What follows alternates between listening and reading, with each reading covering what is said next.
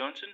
Now today I'll be showing you how you can get any version of Windows 10 ISO, and it is absolutely free and it's easy.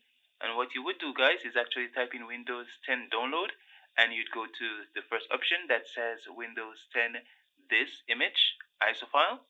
So you'd click on that, and as you can see, this is the Microsoft website, and it is not giving you an option to choose the version that you want. So what you would do is that you'd right click anywhere on the page and you'd go down to inspect. Okay, so now there's a pop-up to the right of the page. So you go up to the three vertical dots and you would left click on them, and you go down to where it says more tools, and you go over to where it says network conditions.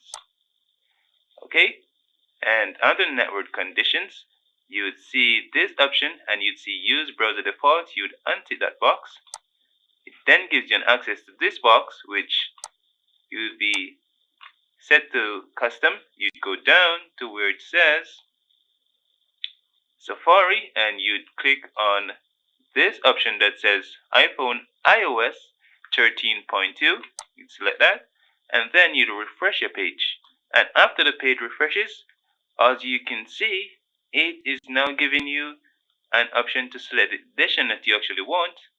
So you'd close this, and then you'd go over and you'd start selecting. So Windows 10 multiple edition, and you confirm that. Go ahead and choose your language. Confirm that also. And you can choose whether 64-bit or 32-bit, and you'd go ahead and download. Yes, guys, that's it. That is how you actually get the Windows ISO in Pro version, Education, Home version, or whatever version you need. So yes, guys, thank you for watching. My name is Ray Johnson. You take care. Bye-bye.